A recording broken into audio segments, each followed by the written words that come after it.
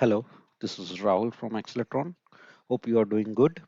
Today we will see how to connect Microsoft SQL Server from Microsoft SQL Server Management Studio. So the prerequisite, you should have the SQL Server database installed on your machine or on some other remote server to which you have the access. Okay, so let's consider that you have that and then you want to connect it using the Management Studio. So we'll start with that where you will find the Management Studio. Okay, so you can simply go to any search engine, Google or anything. I'm using Google Chrome, so it default to Google. So I will simply search here for the Microsoft SQL Server Management Studio. Okay, so this should take me to the Microsoft site, and this is the authenticate site you should be using. Don't download it from any other location. You can go to here. There are download links. You can simply download the studio, install it with, once it is downloaded, install it with all the positive answers, and then you are ready to go.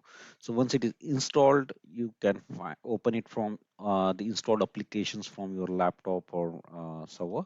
So I already have it installed, so I'm not going to do it again. So if I search it here, I'm seeing the Microsoft SQL Server Management Studio is already installed. So once I open it, it should open the screen like this, where you can go to connect, click on database engine.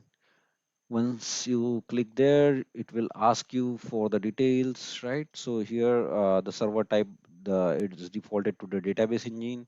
Server name you have to give. If it is on your local laptop, you can give the local host, comma, the port on which it is installed. If it is the remote server or machine, you can give the IP address or the host name of that machine, followed by comma and the port for it. Authentication, you can select the SQL Server authentication. There are a couple of other options available, but if you have the login user ID and password, so simply go for the SQL Server authentication. You need to select the username here. So I'm selecting Axelatron. I have password already stored. It's anyway top secret, so I will not share it here. So once you give the username and password, click on connect. It will open the database for you.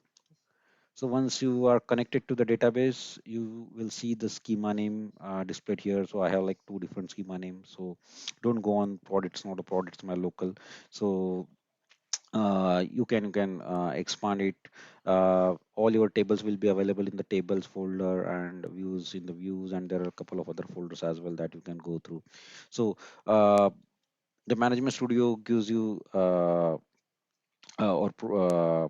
provides you like to execute the usual commands in a very easy manner. So let's say I want to select a table.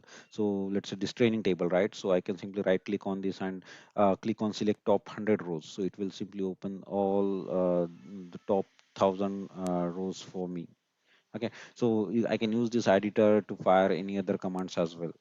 Okay, so it's a simple editor which any database developer like for Oracle you can use SQL developer and all, right. So this is very similar editor. You can fire the queries here and it will give you the results. Yeah.